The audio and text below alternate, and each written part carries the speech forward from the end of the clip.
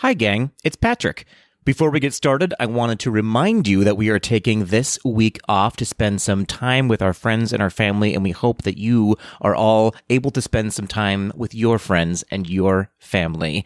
Instead of a new episode, we are re-releasing a favorite episode of mine where we review the movie Hocus Pocus 2, and all four hosts were recording at the exact same time. It's chaos, it's pandemonium, it's pure joy. We hope you enjoy it again or enjoy it for the first time if you haven't heard it yet. With that, we will be back next week. We hope you're finding some comfort and joy this holiday season, and we'll see you real soon. Hi, gang. It's Patrick. And JT. And Ryan. And Kale. Coming up on today's episode, the whole coven has gathered to discuss the newly released Hocus Pocus 2. As always, we discuss the latest Disney news, and we close out the show with some Quck D. All that and more on today's episode of Gays Do the D. To all who come to this happy place, welcome.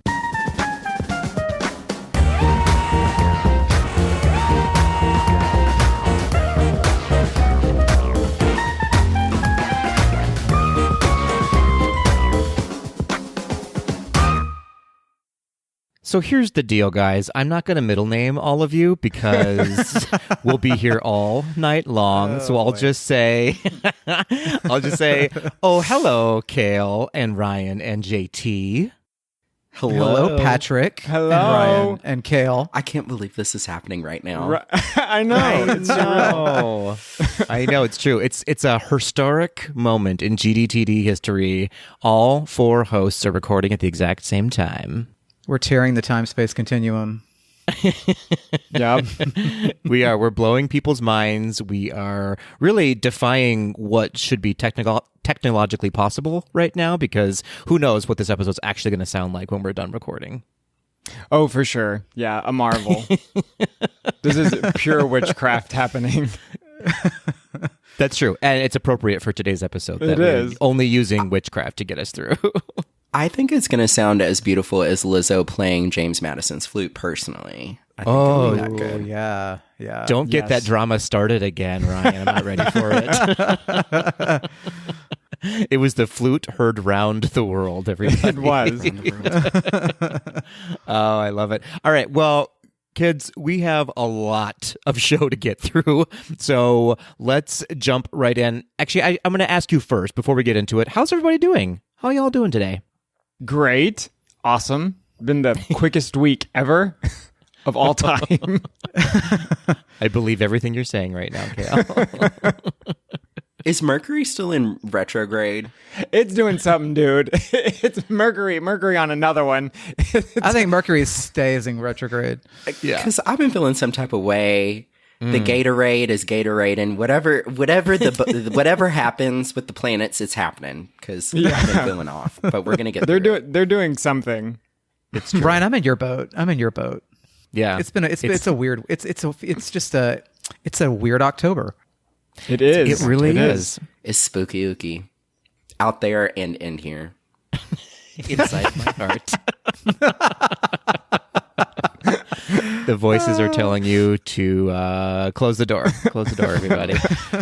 Well, that's an interesting transition, I guess, into our first little bit. We want to take a pause just a little bit. Everyone knows we're not necessarily a political podcast. We're here to bring joy to the world, but we do have to acknowledge that some things are happening in the world right now, right, you guys? There was, well, Ryan, you can speak to this personally. There was a hurricane, obviously, that just hit Orlando and much of Central Florida. Ryan, tell us a little bit. How are you doing? How did you get through it okay? Let us know what's going on there.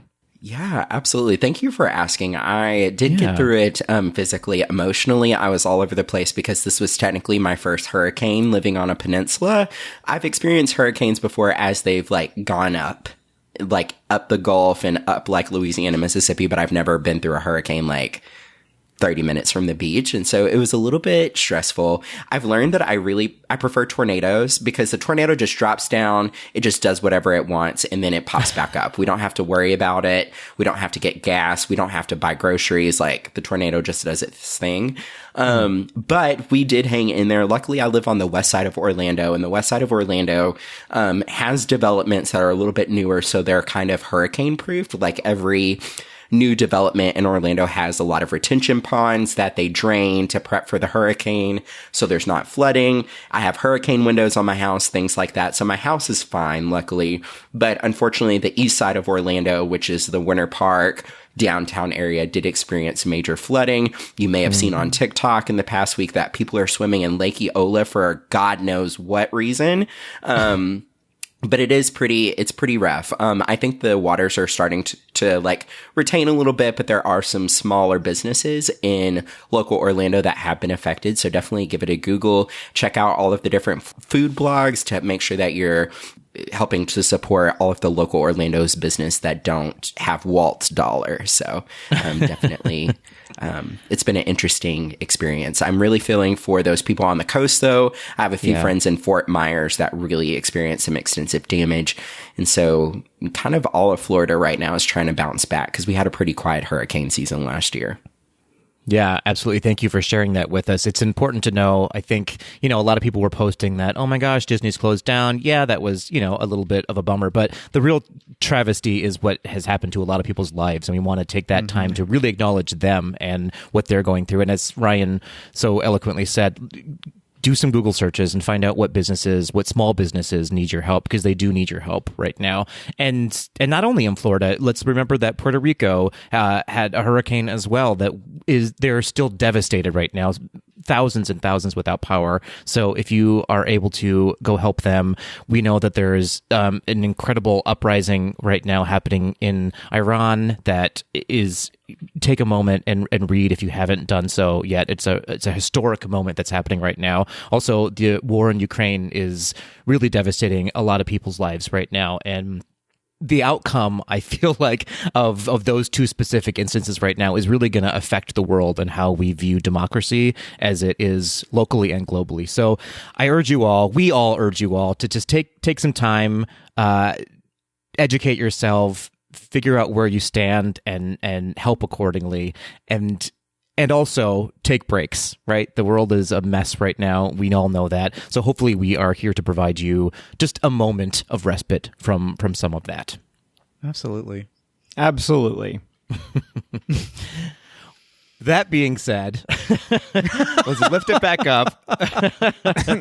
We are still GDTD podcast after all, and let's get into the bulk of the episode. Before we get into some feedback, we do have a special treat for all of you. If you so choose, JT, as you may know, is one of the co-hosts of the Disney Buzz podcast, and one of their shticks we're going to borrow for this episode because all four of us are here together. He's going to provide you all with a little cocktail recipe that, if you want, make a little cocktail of your own at home and drink along with us. That's right, Patrick. So if you probably know by now what we're talking about in this episode. We are drinking some Salem sours today. This is a little takeoff, a little autumnal takeoff on a whiskey sour. So get yourself a cocktail shaker, put some ice in there, 2 ounces of bourbon, 2 ounces of apple cider, 3/4 an ounce of lemon juice, pinch of cinnamon, shake it up, pour it over some ice, rinse and repeat. However many it takes to get through this episode. Oh dear. Yeah, Patrick may be Salem soured out by the time he's done editing it. That's right. Ooh. Wow. Talk about snuffing that black flame candle out. Ooh. Y'all got my number today. Wow. I'm not here for it, but thank you so much. Well, thank you, JT. Melanie would be very proud of you with your cocktail recipe. I thought so too. Thank you. Hi, Melanie. Yeah, hi, Melanie. She's listening. She is listening. Hi, Melanie. Hi, Melanie. We love you. We miss you. Speaking of listening, good segue. I'm just full of good segues today. That was perfect. Thank you so much. Thank you so much. Thank you.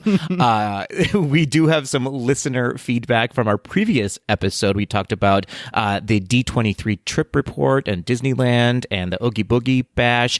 Kale, do you want to read our first listener feedback? I would absolutely love to. So Andy, you can find on Instagram at Andy Heath Puppeteer. Great episode, guys. I've got to say, Kale, I'm here for your sense of humor. I don't understand it. I think it's weird, but it does make me laugh. Thank you so much, Andy. Thank you. I think everybody here would agree with you. Yeah. Yep, that tracks. That all tracks. I want to know what kind of puppets Andy has, because it sounds like he's a puppeteer. Yeah, back to Andy. Enough about you, Kale. It was too much about Kale. I think, well, I don't know if I can say who he is or was a puppeteer for. So maybe Andy, write back to us and let us know what you can tell us about your puppeteering experiences. If you follow him on Instagram, there are a lot of photos of his awesome nice puppets that he makes. Yeah, they actually are really, really cool. It's true. It's absolutely true. Moving on, we have Brian. You can find Brian on Instagram at, I'm going to say BLA Perche or Bla Perch. It's actually... it's either way, I'm into it. It's Bla Perch. It's what? Say It's Blé Perche. I personally like Bla Perche, but Patrick, why don't you pronounce it, please? Yeah, well, just to let you know, I'm keeping all of this, but it's B La Perch. B La Perch. I love it. I'm into it. Anyway, That would have never been my first guess. that was no. I mean, consider changing it to Perche, but it's your call. But that's what I think. Anyway, Brian says, Patrick, I cannot stand by and let you spread lies to the Tweedles. I must set the record straight on Bengal barbecue. First, who told you to get the chicken kebab at Bengal barbecue? The chicken kebab is not it. The banyan beef skewer is the star. She may be too spicy for some, but she's the only one giving us flavor at Disneyland. Speak on it, Brian. Speak on it. At least get the pork belly or even the safari skewer, which, yes, is just apparently wrapped in prosciutto. But even she has that je ne sais quoi. The chicken, you cannot judge Bengal by the chicken. I got to say, I am with Brian 100% on this, Patrick. I think one of the only times I've ever disagreed with you on anything was the absolute diatribe you gave against Bengal barbecue. I feel dragged. You know,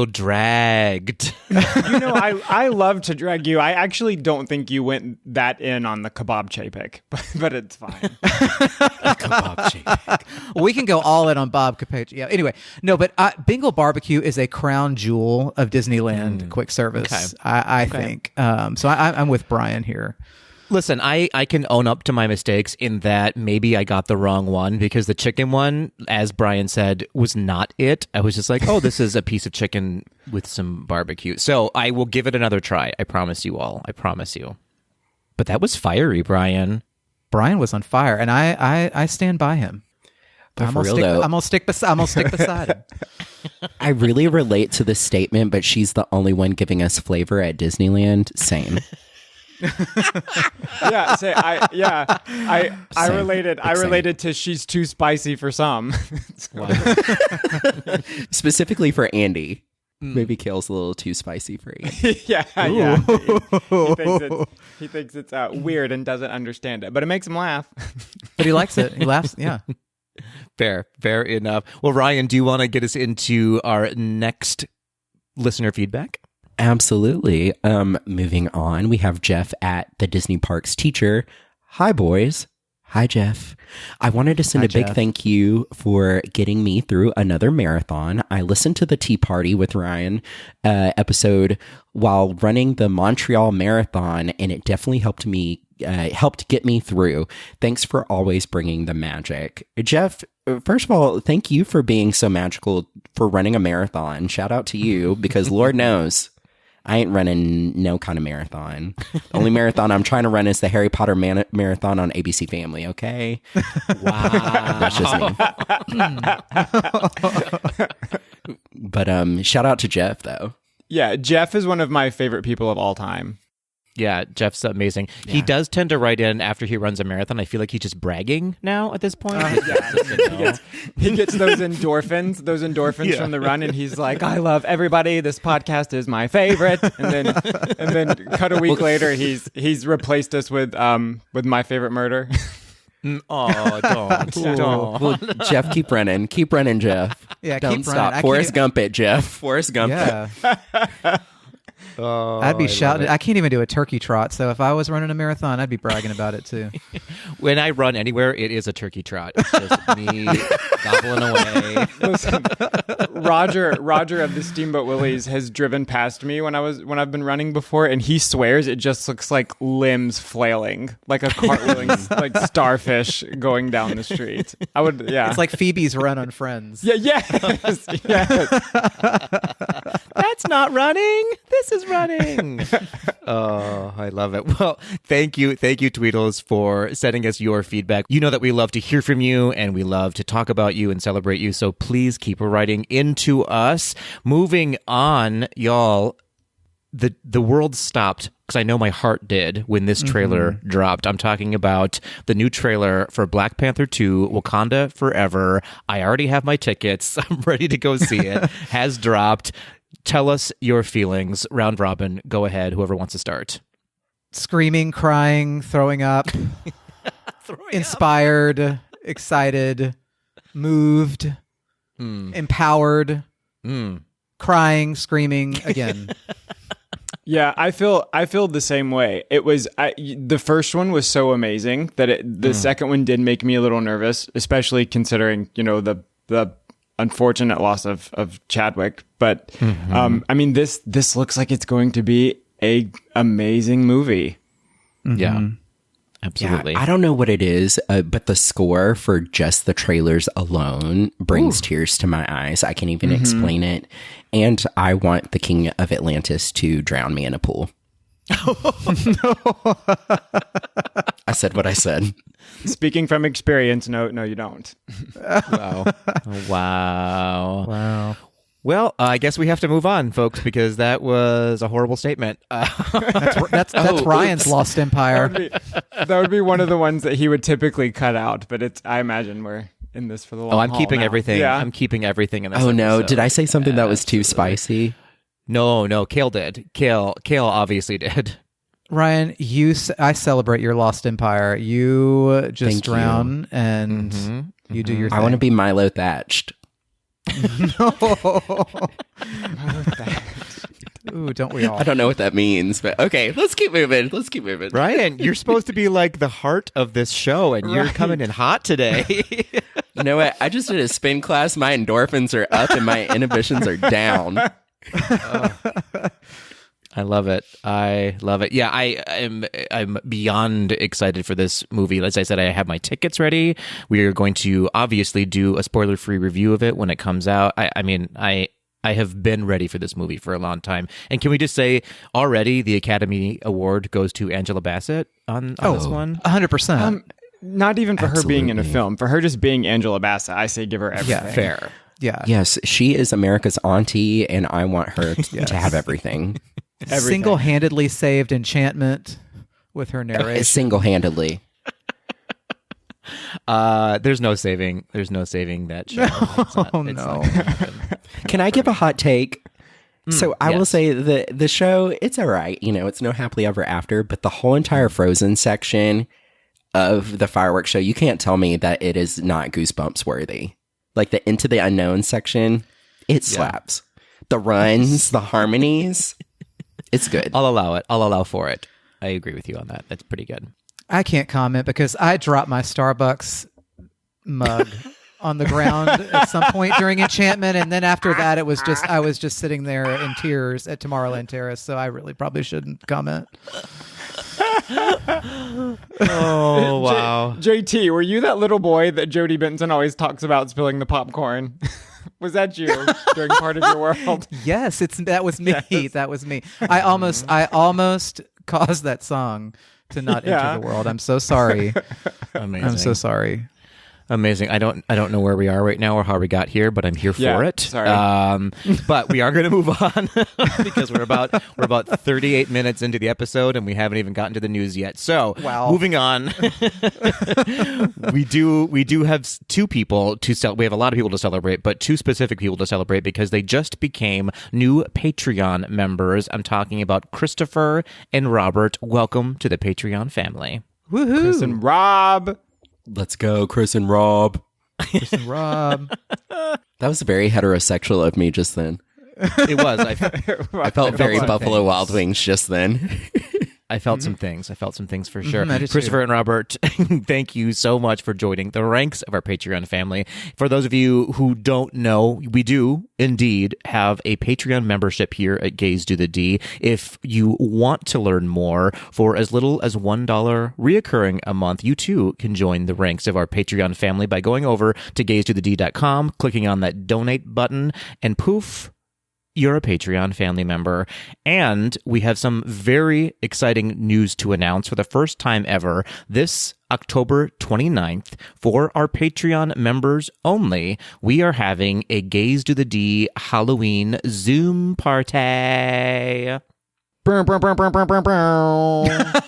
I was waiting for I was waiting for someone to do the air horns. You can't see, but I was body rolling, but it was a silent body roll. I should have added some sound effects with it. It was not silent. No, that body roll was loud. Yeah. It was good. Mm-hmm. Yep, I heard it for sure, all the way from Minnesota.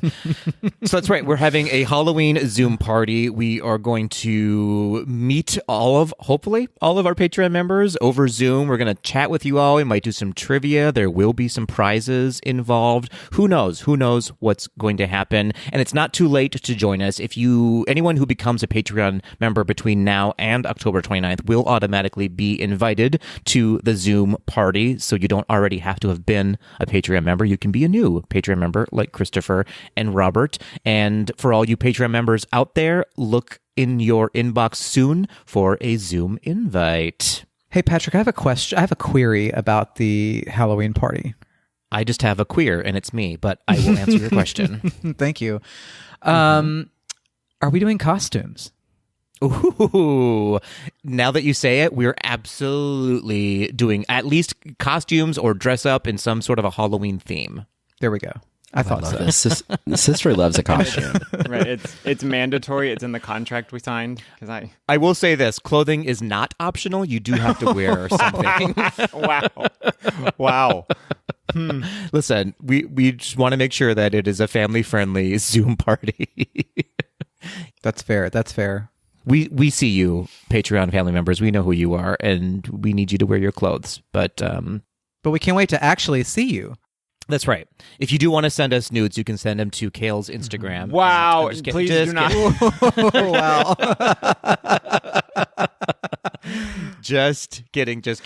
Okay, so more celebrations to be had. We are now at the point where we can finally announce our 4-year anniversary giveaway winners. Very exciting stuff. Yes. Thank you to everybody who wrote into us, who reposted us, who sent us on to their friends to check us out. We got a lot of new followers. It looks like we have a lot of new listeners as well because of it. So thank you. Keep on doing that. And we have some prizes to give 4 of you. Let's start with our general Tweedles winners. This is anyone who entered on Instagram to be a winner of a Daisy Duck pin or a $50 Disney gift card.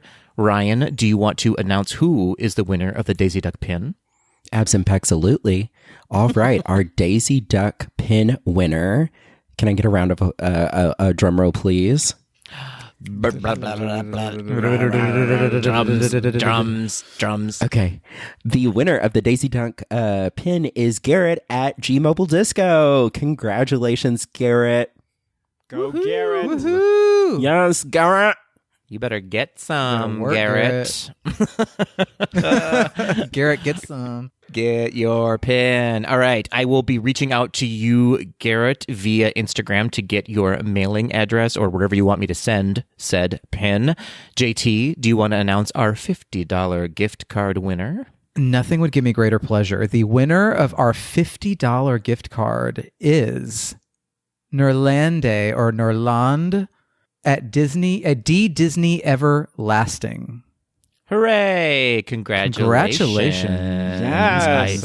I will also be reaching out to you to get your email address because I'm just going to go ahead and send you an gift card for that. I hope I pronounced your name right. If I didn't, please forgive me. Or just let us know so we can crush JT with what it actually is. Yes. Yeah, JT, you're really hooked on phonics tonight. I am really. And it did not work for me. We have given JT two back-to-back non-typical names. So It's true. JT, sorry. That's true. It's okay. Fair. You're doing great, Fair JT. I'm proud Thank of you. you. You're doing great, You're crushing sweetie. it. You're crushing Everyone. it. We're doing such a good job. Thank you so I am much. such a good co-host. Well, moving on now, as you all know, another perk for being a Patreon member here at Gaze Do the D is that you were automatically entered into your own separate drawing for the very same prizes, a Daisy Duck Halloween pin and a $50 gift card. Kale, who amongst our Patreon members is the winner of our Daisy Duck pin? The winner of our Daisy Duck pin is Andrew or Andrew. I know you didn't. I know you lying. Congrats, Andrew. Or Andrew. It's Andrew, I think. It's Andrew. Andrea. Yeah, absolutely. So that's pronounced like Andrea in The Devil Wears Prada. I love it. Congratulations, Andrew. Again, I'll be reaching out to you to get your information to send that pin your way. And last Congrats, but not Andrew. least is, congratulations. Last but not least is the $50 gift card to our Patreon winner. And the winner is, let's have one more drum roll, gentlemen. Boots and cats and boots and cats and boots and cats and boots and cats. I didn't want that to end, but we do have to stop it at some point because the winner is Allie. Allie, congratulations. $50 is Go, coming Allie. your way. You better, girl. Congratulations, Allie. Oh, fantastic. Well, again, thank you everybody who entered in to win these prizes. And again, of course, thank you to all of our Patreon members for supporting Gaze Do the D.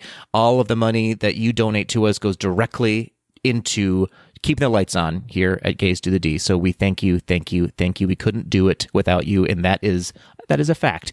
Speaking of facts, gentlemen, are you ready for this week in Disney history? Absolutely. Who gave a who was that? I see you. I think this episode is This Week in Disney History. This It is. This episode is going down in This Week in Disney History for sure. All right.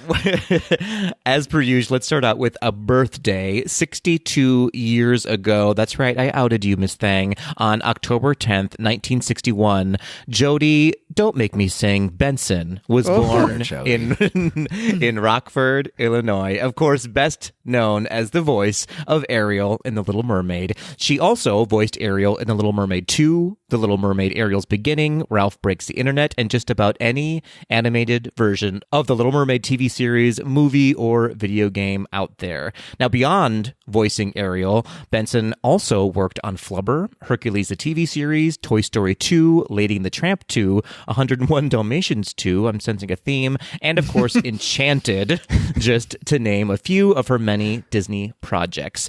She was named a Disney legend in 2011, and she has a new book out called Part of My World, What I've Learned from The Little Mermaid About Love, Faith, and Finding My Voice. I, for one, am glad that she's part of our world. Aww. Same. That was so sweet, JT. She's fantastic. You know, she's a Broadway baby too. Yeah. Which is how she got connected with Howard Ashman. This is true. Oh. In the Broadway musical Smile, where she That's sang right. a song called Disneyland. Adorable. Yes. I love that for her. I mean, I joke a lot that Jodie Benson, like, I think I opened a checking account once and she sang at that opening of that checking account, I believe. I thought you were going to say you open a checking account for yourself in her name. No, but she appeared as soon as I opened that account, and she was like, "I'm here," and she sang. It was great. But she's amazing. She's an amazing person. Couldn't be a nicer person in the world, I feel like. Can I just say that y'all are so knowledgeable about theater? Like, sometimes I think that I'm a theater kid, and then y'all have this wealth of knowledge, and I feel like that I look like, have y'all ever seen Wicked with that green lady? It's like, oh my God. Oh, that makes me happy. That I love that. I love that for all of us. Thank you so much for that, Ryan. Yeah, no problem. Well, a sincere happy birthday to Jody Benson. And then moving on, 17 years ago on October 12th, 2005, Disney's CEO, forever in our hearts and minds, Bob Iger, announced the availability of both Disney and ABC-owned TV shows through Apple's iTunes store. Now, this would make Disney the very first company to license TV episodes for download on iTunes. The first shows available were Desperate Housewives, Lost, Night Stalker, whatever that is, That's So Raven, and The Sweet Life of Zach and Cody. So I actually did not know that. I didn't know that Disney was the first to do that. I didn't either. Yeah, they were kind of pioneers when it came to their connection with Apple. They had their finger on the pulse with what was going to be hot, and apparently downloading TV shows through iTunes was the deal. Man, Bob Iger always had his finger on the pulse. Oh, He Daddy. can have his finger on my pulse if he wants to. Right? Mm-hmm. But he can't drown you, though. Stop trying to get people to drown you, Ryan. It's not about that today. I'll be his night stalker. He could knock my Starbucks out of my hand during enchantment. Oh, dear. Oh, yeah, he can do that any day. He can mispronounce my name. Oh, boy. Ryan, they had forgotten all about that. Rianne. Oh, my gosh. Oh, man. Okay, well, with that, we are done with This Week in Disney History, and now we have to get into the news so JT can mispronounce so many words and names. I cannot wait.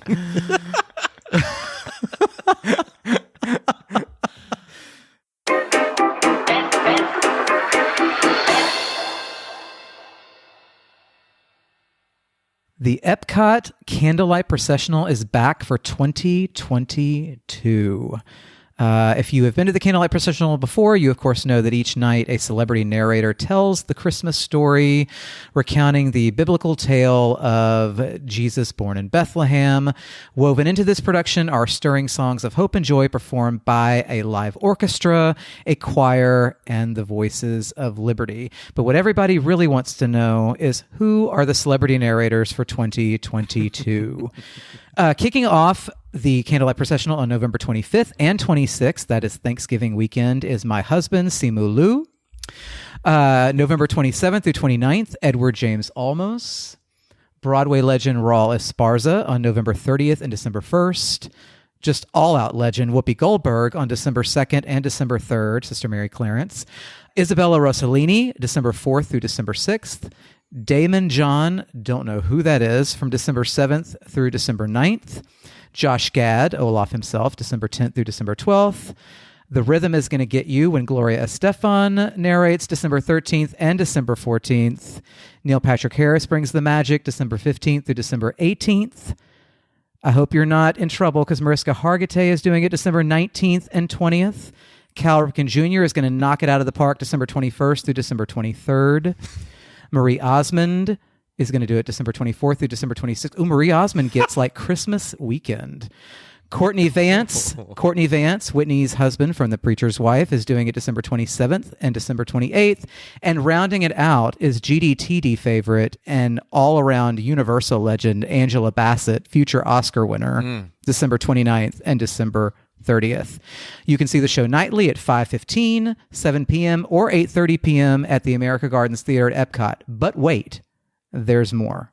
Because back for 2022 are the Candlelight Processional dinner packages. These are, you can choose from several eateries at Epcot that are offering these packages. Each package includes an appetizer, entree, and dessert, or one full buffet where applicable, along with a non-alcoholic beverage and one guaranteed seat per person to a candlelight processional performance held on the same day. The restaurants participating are Biergarten in the Germany Pavilion, Coral Reef in the Living Seas, Garden Grill in the Land Pavilion, Le Cellier in Canada, Regal Eagle Smokehouse, although that's only same day, in the American Adventure Pavilion, the Rose and Crown Dining Room, and Spice Road Table. That is also a same-day dining package only for those of us who are sassy and spontaneous.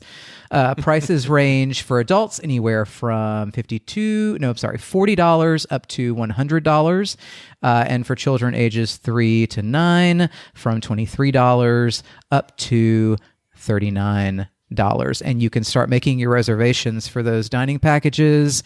Well, you can already, because it's October 6th today, the day we're recording. So get on it. You're late. You're late to the game. That is an interesting lineup to me. And you know who's not on it? Jodie Benson. Me. And Kale English. Kale English, yes, but also Jodie Benson is not on it, and she's usually on it. Interesting. Yeah. There are several that are brand new this year. Mariska Hargitay is new. Gloria Estefan, Josh Gad, Raul Esparza, and Simu Liu are all brand new narrators this year. Nice. It's a cool lineup, but it is eclectic. Very eclectic. I've never seen the Candlelight Processional. Have any of you seen it? I have not. I have not. I've always wanted to, but I never have. Yeah. Does anyone here know who Damon John is? I believe if I'm thinking of this right person, is it Damon with a D at the end of it? Yes. Like Diamond, but Damon. Right. I think he's one of the businessmen on Shark Tank. Okay. Oh, like the CEO of Fubu? Is that who you're all talking about? Wait, Google Clusters?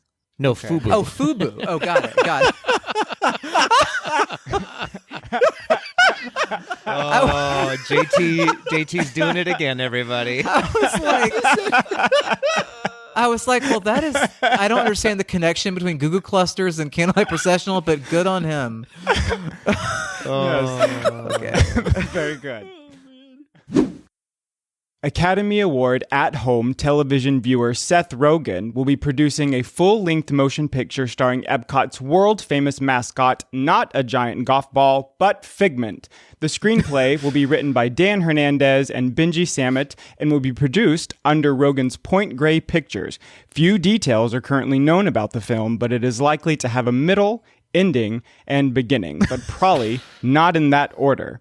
Inside sources also tell us that contrary to popular belief, Figment will not be played by Home Alone 3-star Scarlett Johansson. Figment was introduced in 1983 as part of the Journey into Imagination attraction at Epcot, later earning a cult following and becoming so popular that the attraction has been reiterated into Journey into the Imagination with Figment. Some fans are hopeful that Disney will one day reveal the journey out of imagination with Figment. Wow. Wow. I feel attacked by that. Yeah. So, but PK, you're probably excited for this. That sounded like shade immediately, but you probably are excited about this film, no? Yeah, absolutely. I mean, I don't know. I don't know enough to be excited about it yet. You know what I mean? Same. Like, what is he going to be doing? Is he going to be high because Seth Rogen is involved? Like, is he just going to be high the whole movie? Right. Yeah. That's a journey into imagination. Right. I would like to know the journey of how he decided to do that film, though. Like, is he a secret Figment fan, or I don't understand. No, it's a weird combination of things. Like because I mean, you think of Figment specifically always being at Epcot. So is this going to be a film that's based in a world like Epcot? Because I think would be pretty cool. Yeah, I think that's a good cool point too. I mean, I could see Seth Rogen as Dreamfinder. Oh, I see it now. It all makes sense. Are we all stoned? I was going to say it sounds like you're stoned.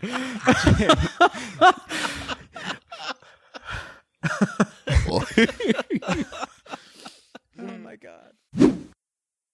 According to worldofwalt.com, 2 Disney rides were recently honored with wins at the 2022 Golden Ticket Awards. The Golden Ticket Awards are presented by Amusement Today and have been for the past 20 years recognized as top experiences across the theme park industry. Epcot's Guardians of the Galaxy Cosmic Rewind was awarded with Best New Attraction Installation, while Star Wars Rise of the Resistance won Best Dark Ride Award for the second year in a row. So congratulations.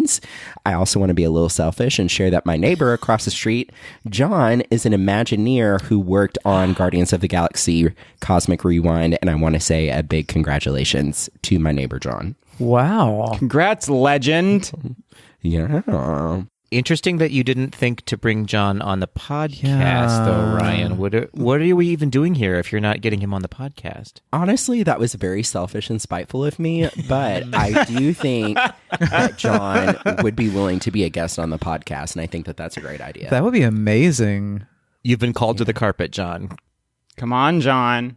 I'll outsource and I'll report back. What do you mean outsource? You just have to walk across it. Do it now. Oh, this is going to be fun. Go away. Walk across the street right now. Knock on the door. He's in his robe. Come upstairs, John. Come record. That's happened to him before, I'm sure. Yeah.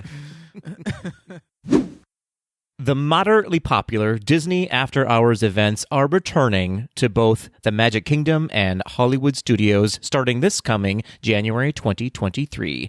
For those who don't know, the Disney After Hours events are a separately ticketed event in the parks, you guessed it, after hours.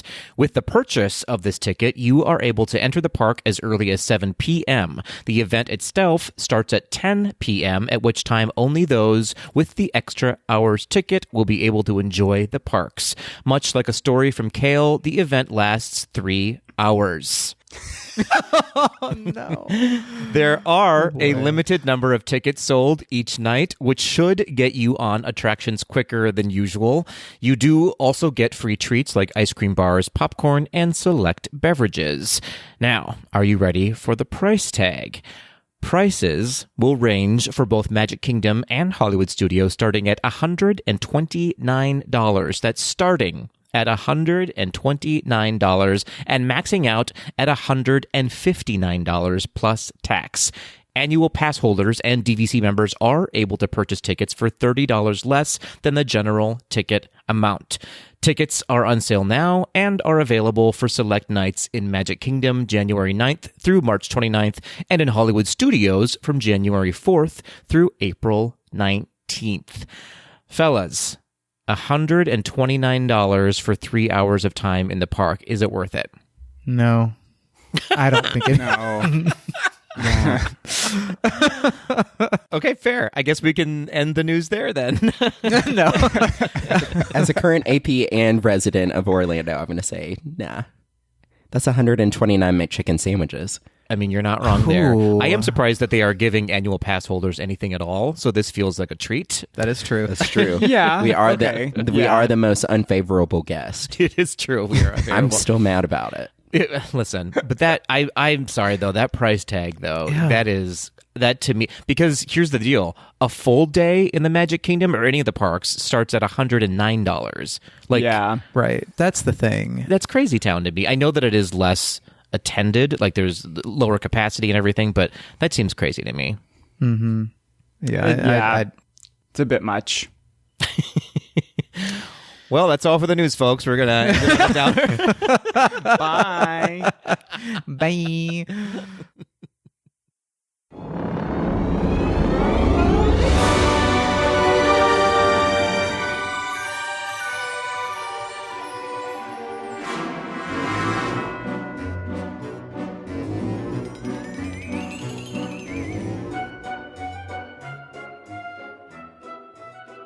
Sisters.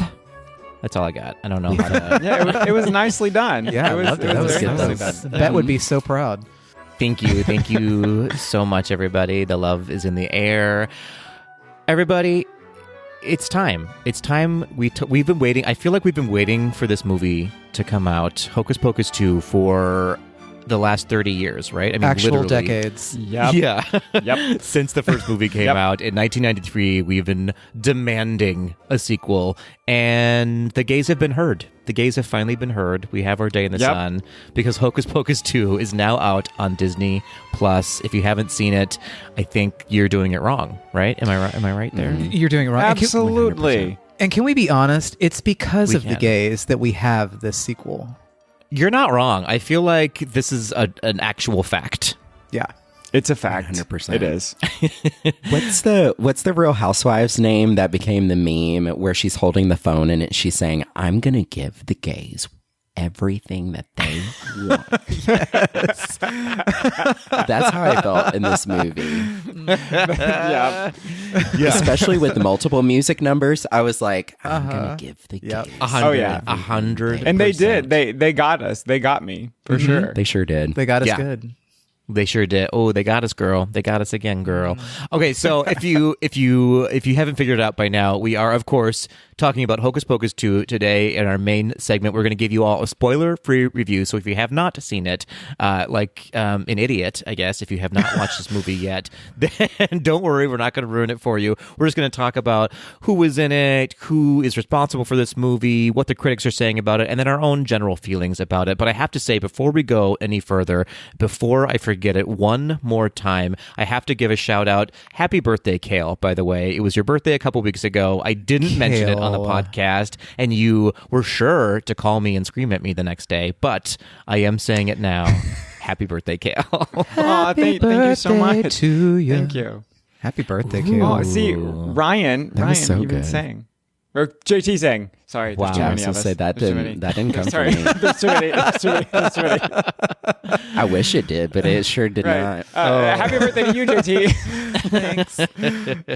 It's true. Actually, JT's birthday is going to be in a couple weeks, but it's not your day right now, JT. You're going to have your day. in It's the not sun in a Scorpio couple of season weeks. yet. It's not Scorpio season yet. That's right. Kale, you're a Libra. Y'all buckle up. Yes.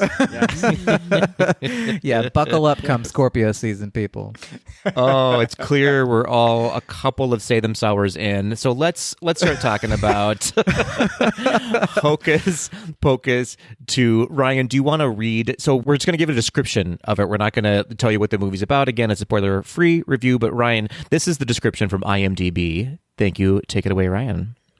Absolutely. 3 young women accidentally bring back the Sanderson sisters to modern-day Salem and must figure out how to stop the child-hungry witches from wreaking havoc on the rest of the world.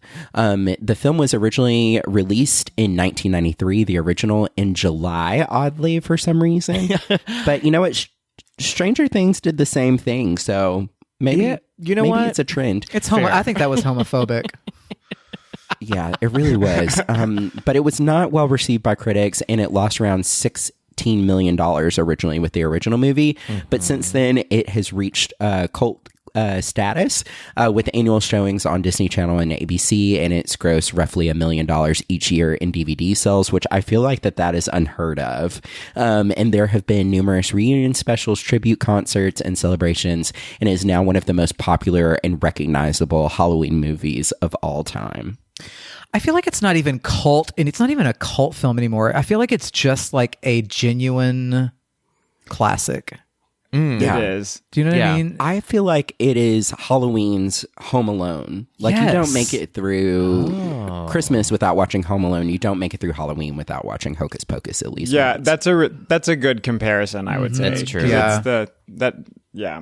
I feel like the reason Classic that nostalgia. I feel like the reason that people call it a cult classic is because, I mean, if I'm being honest, and slap me if you want to, but the original movie, I love it. Don't get me wrong. I celebrate it. I worship it. I watch it all the time. Is it a perfect movie? It is not. You know what I mean? Like, It's not. there are some problems with it. There, even like watching it back today, I'm like, ooh, would we say that? I don't know. And the effects aren't wonderful, and it's just it's campy, right? It's a campy classic. I feel like that's what they mean when they say a cult classic, if that makes sense. Yeah, absolutely. Yeah, 100%. And okay, so let's get into a little bit of that now. So part 2 came out. Does it hold up to the original? Does it, in your mind, surpass the original? What are your initial thoughts before we start talking about some facts about the movie? So I will say that I think it's a perfect companion piece to the original. I think that it, had all the heart, all the humor, the nostalgia that you feel when you watch the first film every Halloween season. I think it held up well. Like you said just a second ago, the first movie, did it have a perfect story? Not really. And so did this one have a perfect story? Not really, but that's not why we watched it, I don't think. Yeah. Yeah, I agree with you totally, Kale. I think it feels of a piece with the original. Like a lot of sequels that are made many years after feel like a whole different. It feels like a different vibe. It's like it just doesn't feel like it belongs in that same universe. But this feels like it could have been made like right after, maybe. I agree. Like it could have been 1994. Right. Yeah.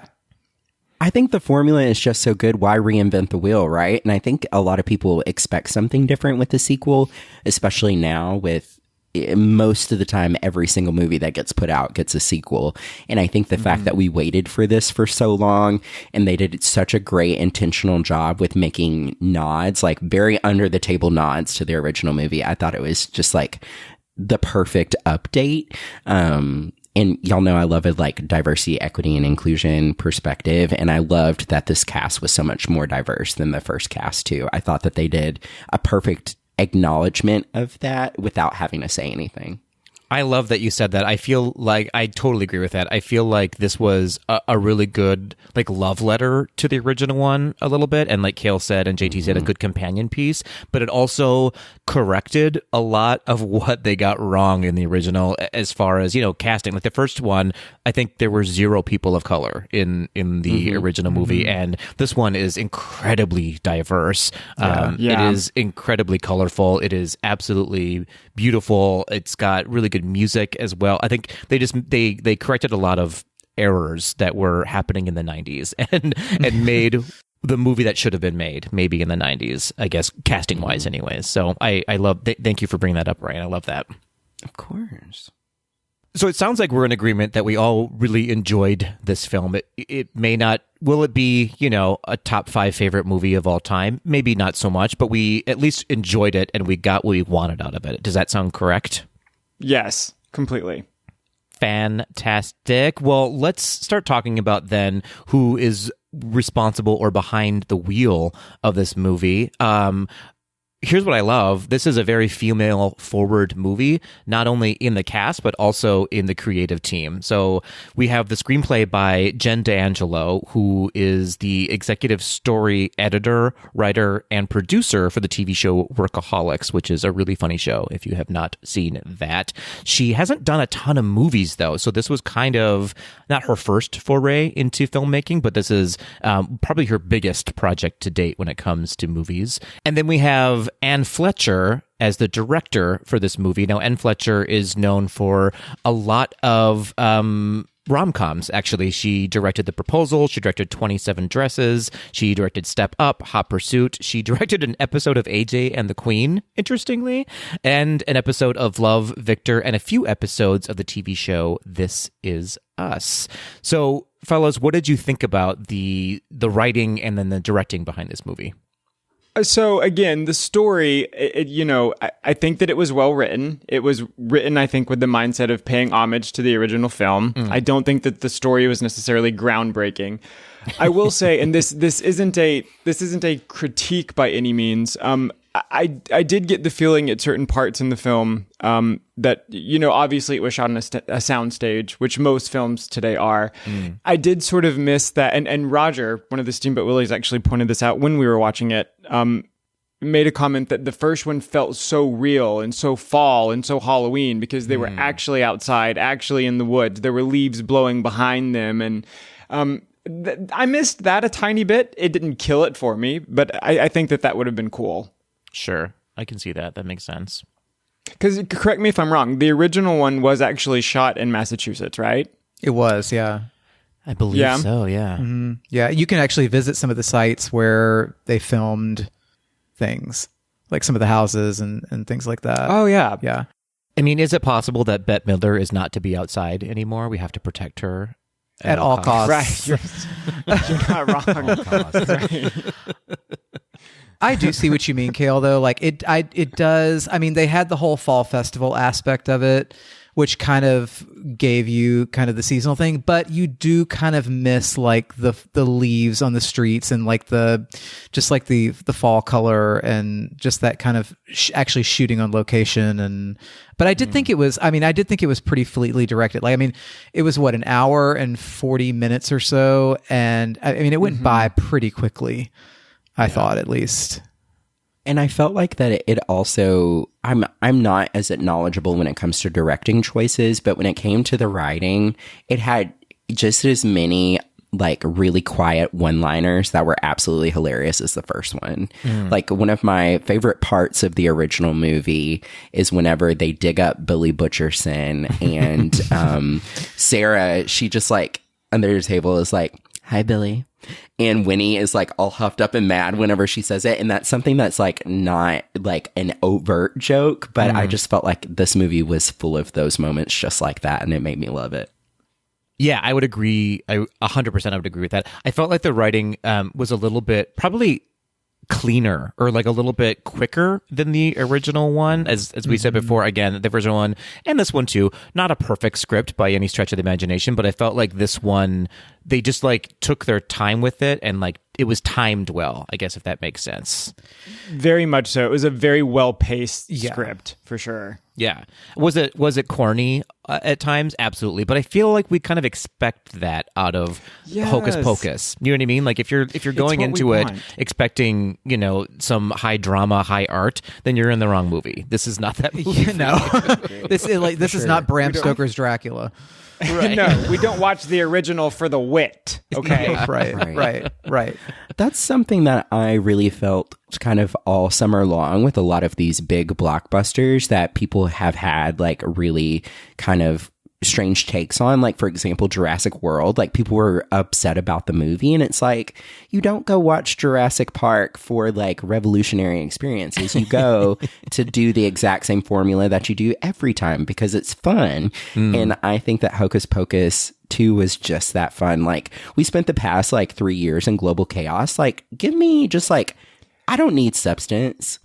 I just need a good time and like maybe one musical number. That's all I need. And it was perfect for that. I love that. Well, a good segue about the music. I want to talk about that for a little bit because I happen to really love the score behind this film. For some reason, when I heard the music, it was a really nice tribute to the original, but I felt like it was just elevated just a little bit. And we have John Debney to thank for that, who is an amazing composer. If you don't know his work, you actually do know his work because he's the composer for one of my favorite holiday movies now and going forward forever, Jingle Jangle. I think it's absolutely brilliant. So good. He also did The Greatest Showman. He did The Jungle Book, the live action The Jungle Book, Iron Man 2, Sin City, Elf, The Princess Diaries, The Emperor's New Groove. The list goes on and on and on. Kale is dabbing because it's one of his favorite movies. So an amazing composer, an interesting choice for this movie because he's so big, I feel like, and the rest of the production crew are talented, very talented, but are a little bit new to what they're doing. And John Debney, not new at all. And so I really celebrated his music. And then we got a really, in my opinion, again, I'll let you guys weigh in on this, obviously, a really fun dance number too, which we did not get in the first movie. And we all kind of wanted it because they were in a dance in the very first movie, but they didn't really do a dance, and they gave us that dance finally from choreographer Zachary Woodley, who is the choreographer for the TV show High School Musical, the series. He also choreographed Grease Live and most of the episodes of Glee. He was the choreographer behind that as well. Oh, wow. I mean, yeah, super talented. Very much so. And I agree with you, Pat. The music in this is great. I love that they brought John Debney back. I mean, he's done so much since he did the original Hocus Pocus, and for him to come back, because I think he's one of the only original like major production people that came back for this, because Kenny Ortega didn't direct this again, right? Right. But John Debney came back for this, which I think is just amazing. I agree. I was also really happy. I mean, I can't imagine being in the room when they were trying to brainstorm the songs that they were going to try to put in this film, considering how iconic I Put a Spell on You was in the first one. Yeah. I like that I didn't feel like they tried to outdo it. I don't feel like they had to, they had to follow up Let It Go with Into the Unknown. You know what I mean? And so I'm glad they didn't try to do that. I like, it felt to me like they were like, you know what, this is going to be funny. This is going to be fun. Let's just let them do it. Give them what they want and not try and reinvent the wheel like Ryan said. Yeah. That's a good point. But that being said, though, I really did like the song, though. I thought it was like, I mean, did it surpass I Put a Spell on You? No. I mean, because I feel like that is just going to be a forever classic in anyone who loves Hocus Pocus's heart. But this one did a good job of going, oh, okay, I see you. You did something and we appreciated it. It wasn't a letdown by any stretch of the imagination. It wasn't. And it was actually fun for me because it was completely it made sense, the song they chose, but it was not what I was expecting by any means. Like when it started, it was sort of like, okay, of course. But I also loved kind of how self-aware the moment was, not to give anything away, but some of the characters were kind of like very tongue-in-cheek about it, and I thought that was fun. Yeah, it was good. Very that, and I think like they made it like you kind of alluded to this a little bit, Kale. They made a joke of it a little bit of the song, like it kind of kept going on and on and on, and like in a weird climb, and they brought it back every once in a while, and I was like, oh, okay, I see you, I see what you're doing here, you got me. Loved it. All right, well, let's move on then to some of the cast. Of course, we all know Bette Midler, Sarah Jessica Parker, and Kathy Najimy. I don't need to tell you what they're from because they're from Hocus Pocus, and that's all you need to know, is that they are the original Sanderson sisters. They will always be gay icons in our hearts, I feel like. But there are quite a few new cast members. We're talking about Whitney Peak, who plays Becca. Now, you may recognize Whitney from Gossip Girl and The Chilling Adventures of Sabrina, interestingly. Also, we have Belissa Escobed, who is playing Izzy. Now, Belissa was seen in American Horror Stories, the TV show, and Don't Look Deeper. And then we have Lilia Buckingham playing Cassie, who was in Crown Lake and Zoe Valentine. Now, those are our three kind of main gals sort of running the show here in Salem for us. Fellas, what did you think of these three ladies' performances? I don't usually love to critique younger actors, but I feel like they were a huge part of this movie, obviously, so I think it warrants us talking about them. I was really impressed, especially with Whitney Peak as Becca. I thought she was absolutely incredible. I mean, she really was sort of like the center and the soul of the movie in a lot of ways, and I just thought she was just absolutely incredible in that part. I agree. I think that they all did a great job. I also liked that. I mean, I feel like sometimes, specifically like in the first film, if you weren't one of the witch characters, you essentially were playing the straight man, right? I like that they weren't necessarily categorized into that. You know, they had these funny moments, these sort of quirky moments. You know, they were sort of in on that comedy action with the witches. And so I thought that was cool. I like that they didn't make them just sort of be these scared teenagers. I really enjoyed that all three characters were very likable, because if you go back and watch the original Hocus Pocus, the original three aren't actually that likable of people. You grow to like them because of their character development. And I liked that out the gate, the three main characters that were kind of running the show were good, kind, genuine people that had good intentions. And I think that Izzy I'm always like a huge cheer honor for the like supporting best friend in any movie. And she had me in stitches. She was hilarious. Yeah, absolutely. And then rounding out the cast, we have Froy Gutierrez, who can get it, playing Mike, who could be seen in Teen Wolf and Cruel Summer. We also have Sam Richardson, who I absolutely love, playing Gilbert. He can be seen in Veep. He's most well known for Veep. Yeah, he's just a delight. We have Doug Jones returning to the cast as Billy Butcherson. Doug Jones was also in Pan's Labyrinth, The Shape of Water, What We Do in the Shadows, and Star Trek Discovery, to name a few of his thousands and thousands of IMDb credits. And then we have the ever-popular, ever-funny Tony Hale as Mayor Trask, who was also in Veep, also in Arrested Development, and you know him as Forky from Toy Story 4. Thoughts around sort of the supporting cast in this movie? So Tony Hale was hilarious. The character was absolutely absurd, and I think it worked perfectly. I mean, that's sort of what he does do best. But yeah, he was pretty good. Yeah, I agree. I thought he was fantastic in the movie, as per usual. I've never seen him not be good or funny in a movie, though. Yeah, it made me so happy that Billy Butcherson came back. It was just like the perfect, like, down to the body language. Nobody else could have done it, but Doug Jones. Yeah. So I'm really glad that he did it.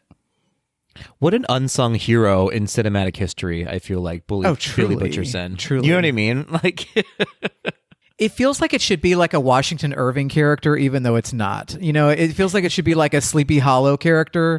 yeah. It absolutely does. And then I was reminding myself when I was watching it, like, isn't there a scene like in the first, like, isn't it like a struggle? Like, he loses his head a lot, and apparently he doesn't. It just happens one time. But I was under the impression, what do they call it? The Mandela effect, where like I always remember in the original film, like, Billy struggling to keep his head on, and that's apparently not a thing. But Kale was drunk at the time. Yes. oh yeah, Yeah. 1993 was a rough one for me. 4 years just drunk as a skunk. Yeah. Yeah. And I am always happy when Sam Richardson pops up in something. Like, anytime he's cast in anything, he's delightful. Yeah. He's so affable. You know what I mean? Yeah. Yeah, I really enjoyed Gilbert as a whole. I'm trying to strategically not give anything away.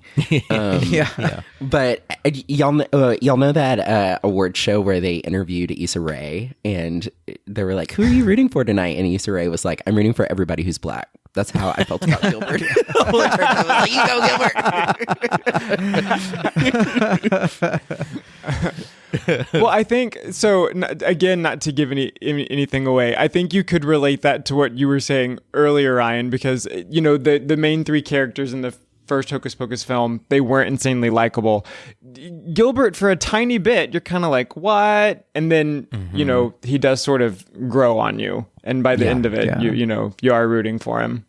I was rooting for Gilbert the whole time. He does play a good sort of companion piece. Again, this is not a spoiler, but he plays a good companion piece to Billy Butcherson, where you sort of are like, do we like him? Do we not like him? What's his actual story? We're not quite sure, but we can't not love him. No matter what he's doing, we do love him, regardless of his actions in the movie, you know? Mm-hmm.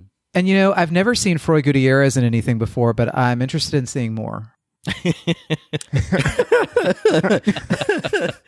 He's very handsome, but also I have to say very funny though too. That is a tough character to play. To be a likable jock in a movie that's no small feat to play, and he did it. He did a really good job of it. I thought. He was so likable. He did. Very likable. I think that's what I really liked about this movie. Let's dig into it now. Is that I sort of was on the side of everybody in this movie. Like, there was no bully necessarily in this movie, because I'm kind of over bullies in movies. It's just like, I've seen it before. That's what the 80s and 90s were for. We're in a different place now, hopefully. Right. You know, it was just an enjoyable movie. I wasn't uncomfortable ever. It was just like, I can just sit back and be at ease. I'm not going to feel threatened or triggered by anything in this movie. Mm-hmm. Yeah.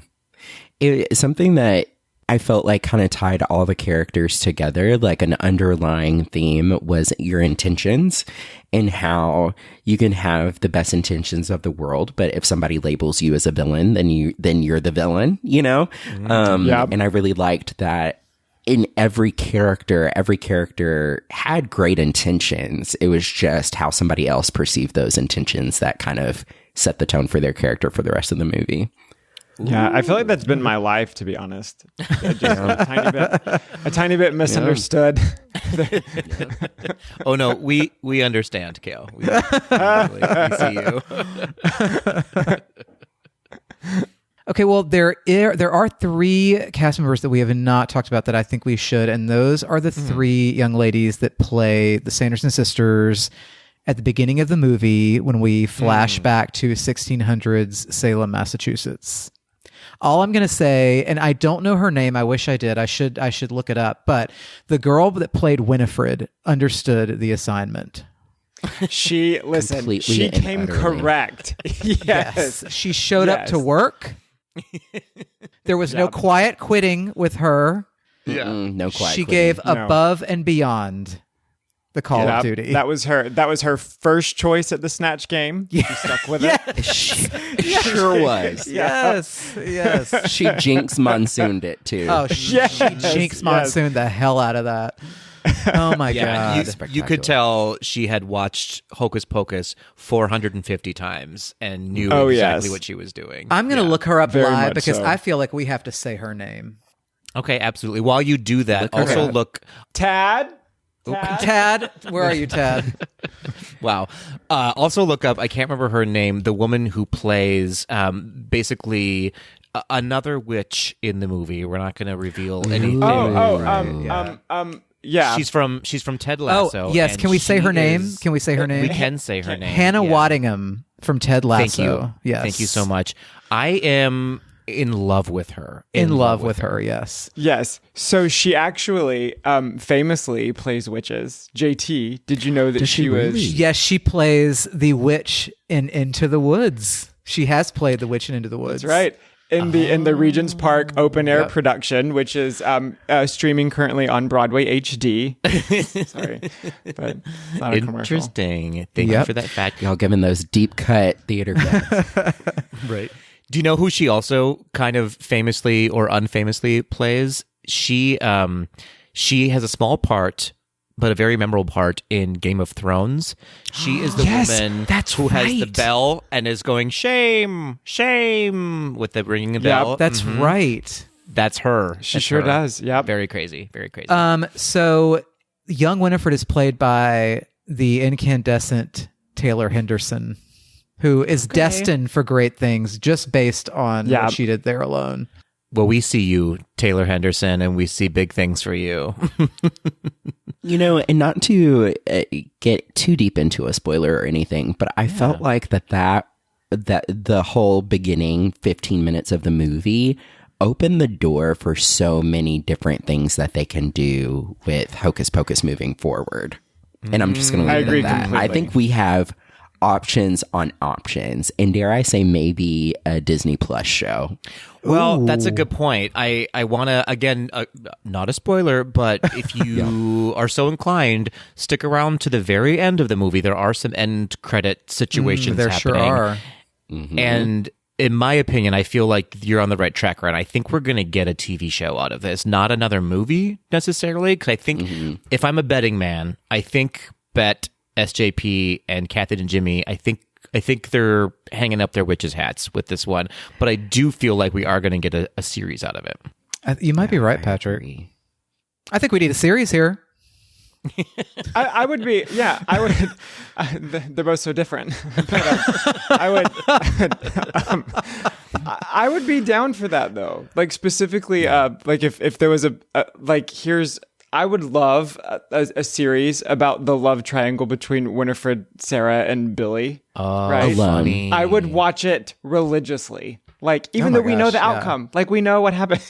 Still, I would love that. Yeah, I think it's going to be interesting, especially on the heels of completely different networks, completely different audiences, but the heels of The Chilling Adventures of Sabrina. I had so much fun with that show that I kind of want a low-key, more family-friendly version of that coming off the heels of this movie. Maybe this series can star Hannah Waddingham.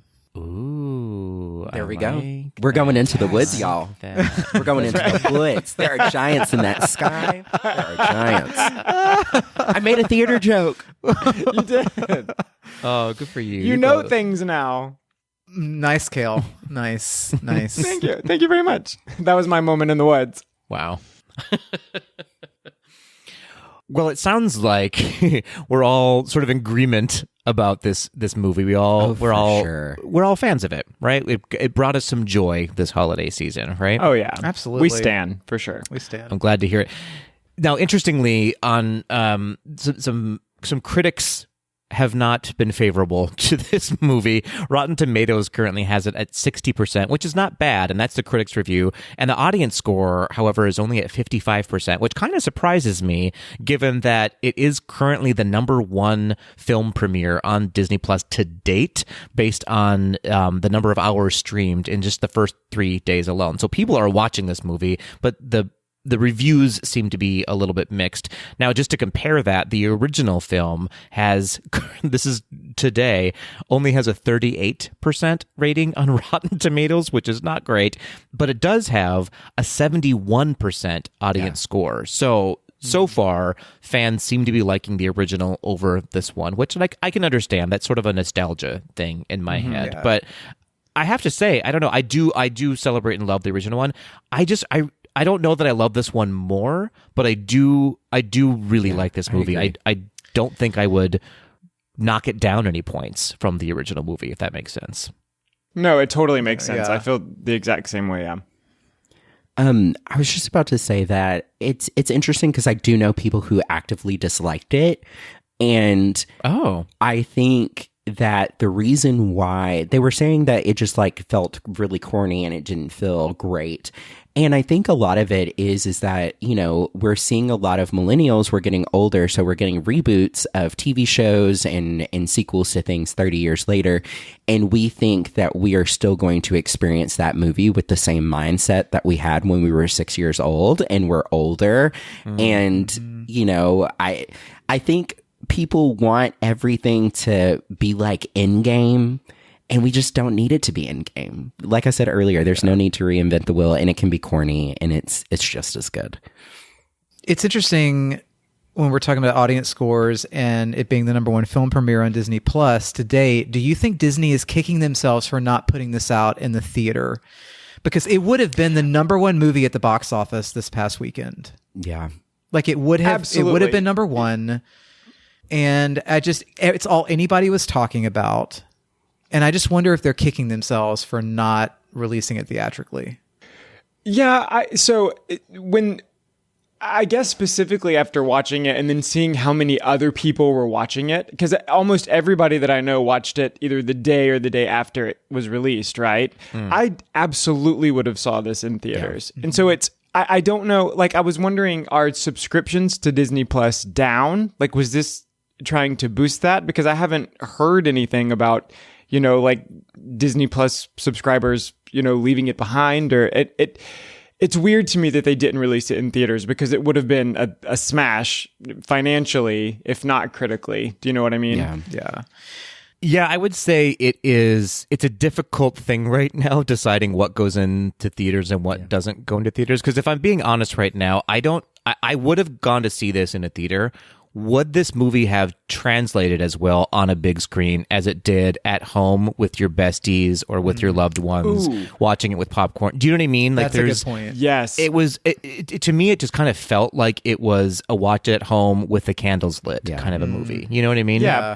Point made. That's very good. I think it would translate well if they did a double feature. Like if you could watch the first Hocus Pocus in theaters and then watch the second one. And there's drink specials.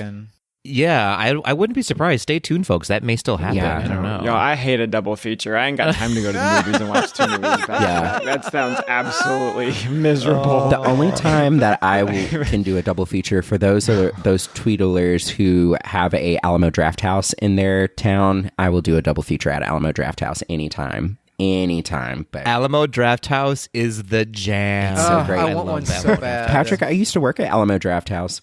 There was almost one in Orlando. It was like they were going to come to Orlando right before the pandemic, and then Alamo went bankrupt because of the pandemic, and so they pulled out. So I'm hoping that they'll come back in a few years. But I loved it. It was my favorite side job that I ever had, was working at Alamo Draft House.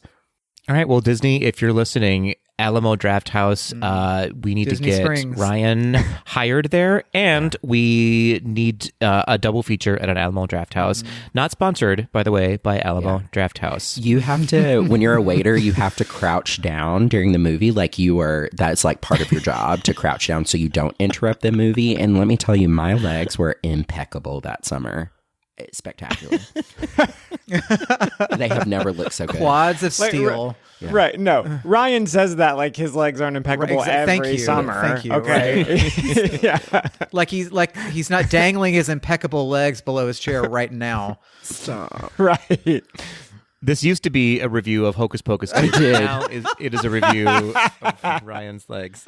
An audience score of 100. Yeah, absolutely. Right. Absolutely. Oh, I love it. Well, folks, that is a wrap on this episode, I guess. We're going to end there on Ryan's legs and call it a day. No, so any last thoughts about this movie that you want to leave our tweedles with? Go watch it. Yeah, go watch it. Go watch it. One last thing I'll say is that I was talking about this with a couple friends of mine over the weekend. One of the things I appreciated about this movie the most was it did not delve too far into fan service. Unpack that a little bit. Well, sometimes sequels will just try too hard to make you feel like you're watching the original, but I felt like this, they were kind of chill about it. And yes, there were nods here and there, like we talked about to the original, but they didn't overdo it. There just wasn't any overly fan servicey type things. I think that's what I appreciated about it. Yeah, I agree. I think so too. Yeah, I would just to piggyback on that, I think you're right. I think instead of pandering too much, they did, there were some moments where it was like, okay, I see you, and they kind of had to do it almost. Of course. But it wasn't like the whole entire movie was just tongue in cheek, like slapsticky. To the original, it felt, as I said earlier, like a love letter to the original one, and a love letter to the fans, and not in a pandering kind of way, like you were saying, JT. It was an original story. It was an add-on to what they had already done, and they weren't trying to remake it. As Ryan said, they weren't reinventing the wheel, but they were adding another wheel to the wagon. I felt like of Hocus Pocus. That was good. That was good, Patrick. Keep it.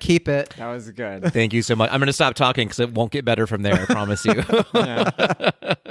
What about you, Ryan and Kale? So I will say a lot of the sort of, I guess, type of humor that, I liked that it translated over and carried. I really liked how a lot of the sort of weird jokes from that would have been very true to the original film were sort of modernized with modern technology or, things like that. I also have to say, I was a little bit worried that they were going to downplay this film into a small children's film, specifically with the use of the word virgin. I like that they didn't shy away from it, that in fact it was a joke amongst the teenagers at one point. That was cool to me. I was happy that they didn't try to pretend like that never happened. Yeah, I definitely agree. I guess my final thought is still what Issa Rae said. I'm rooting for everybody black. No, but in all seriousness, I loved it. I thought it was so fun. And a statement too, there's been a lot of complaints across other franchises with some fans talking about the presence of certain types of people being in roles, therefore making the movie unrealistic or unrelatable. And I think that this film did a great job of having people who were historically not represented in certain roles representing them in a way in which it opened that door for, somebody of this intersection can be this role. Why does it have to be somebody different, So I loved that, and I hope that the rest of Disney reboots and remakes continue to take a note the way Hocus Pocus did. Hundies. Yeah, so I was watching about a couple days before this actually came out, and the three witches were sitting down with Good Morning America, and one of them happened to mention, because the world, it's a diverse film, the world looks a little bit different now. And Kathy Najimy actually said, no, it's how the world always looked, just not on television. Right. And I thought that was, right? That's super important because it's true, Yeah. Well, here's hoping that Disney starts running with that as opposed to the slow walk they have been doing the past couple of decades, and because we need them to catch up to the rest of us because we are here and waiting for them, and it seems like they're getting closer to where we need them to be. So hopefully that trajectory continues. Well, thank you for the lovely chat, Coven, the GDTD Coven. It's been a pleasure reviewing this movie with you. Now we want to know what our Tweedles think of Hocus Pocus 2. You can give us your feedback on this episode or about the movie or anything you really want to say at us. You can reach out to us on all things social media at GDTD Podcast, or leave us one of those voice memos we love so much. We haven't heard one in a while, or an email at info@gazedothed.com. Hocus Pocus 3, Lost in New York. That's what we're getting next. Hocus Pocus 3, Lost in New York. Hocus Pocus 3, Lost in New York. Oh my gosh. Oh, but a certain ex-president will not be in this part 3. No. No. Hocus Pocus 4, Lost in San Francisco. What about Hocus Pocus 5, Dateline Miami? Golden Girls, picture at Salem, 1620. Miami.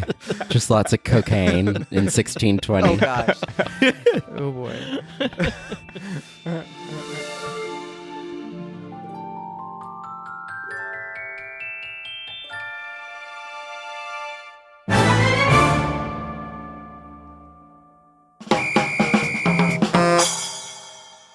Hey, I don't know which one of you to pick because there's 3 of you on my screen. JT. Hey, Patrick. Oh, he didn't. He dissed all. Oh, he he dissed did. Kale. And Kale. He dissed Ryan. And Ryan. Let me redo that. Hey, Nope. Ryan. Nope. Hey, Kale. Hey, Patrick. See that was Oh, I'm not editing any of this out. This is fantastic.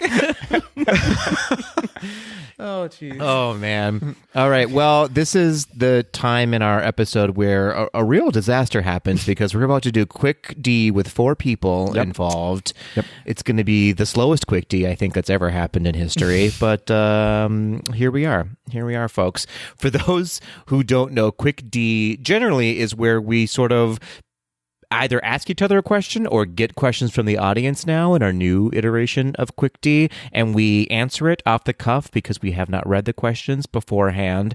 We did pulse the Tweedles on Instagram to see if they had some Halloween-specific Quck D questions for us, and y'all came through with what appear to be good questions. I haven't really read them through, but I sorted out the ones that we can't read. Yeah, I sorted out the ones that we can't read on air for fear of getting canceled or eliminated altogether by ratings. So here are the questions that we can read without being canceled. Let's start off with one from @JustJeffRifle, who asks, how would you change the plot of Mary Poppins into a horror movie?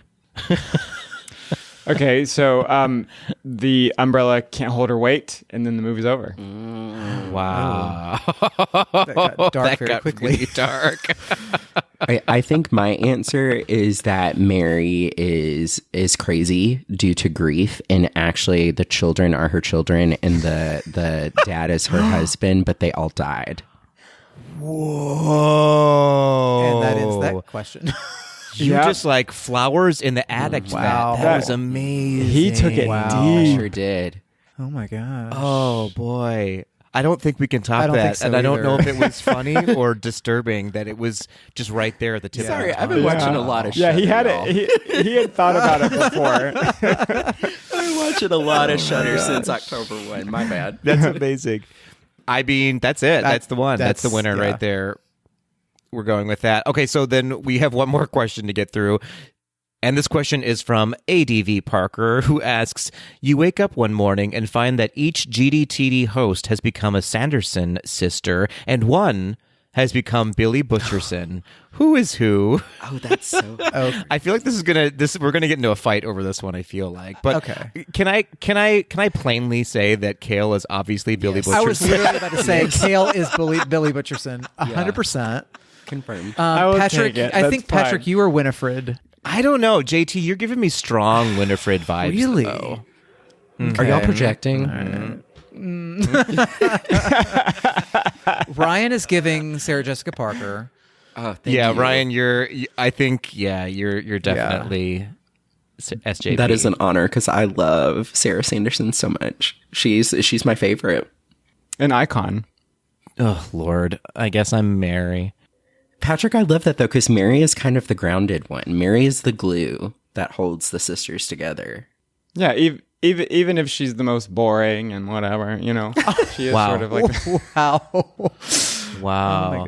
I like Mary's hair story, though, so I'm kind of down it's for a full that. Tresemme moment. Yeah. Yes. There is L'Oreal, there is Ooh la la. Tresemme. Oh. That's hysterical. Mine's pride's more of an herbal essence situation, though, probably, if I'm being really honest about The it. House of Sanderson. The House of Sanderson. I like it. Okay, Tweedles, you have your work cut out for you because now we need some art pieces of all of us as the Sanderson sisters and Billy Butcher sing. Yes. Before Halloween. I need it this month. Inktober. JT got demanding on that. That was Sorry, very that was Winifred very of you. I silly. like it. It was. Amazing. Well, I guess that's it, everybody. We got through those 2 questions and no one died. Except for all of Mary Poppins' family. Yeah. Except for God, it's so dark.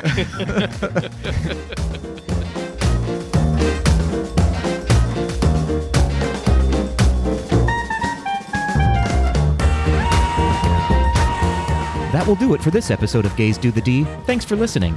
To become a patron of the podcast, visit our website at gaysdothed.com/donate. For a donation of any amount, you can receive exclusive Gays Do the D content and help us continue to bring you the very best Disney news and discussion. Continue the conversation after this episode on Facebook, Instagram, and Twitter at GDTD Podcast. Submit your questions or show ideas to info@gaysdothed.com. Have a great week, everybody. See ya real soon.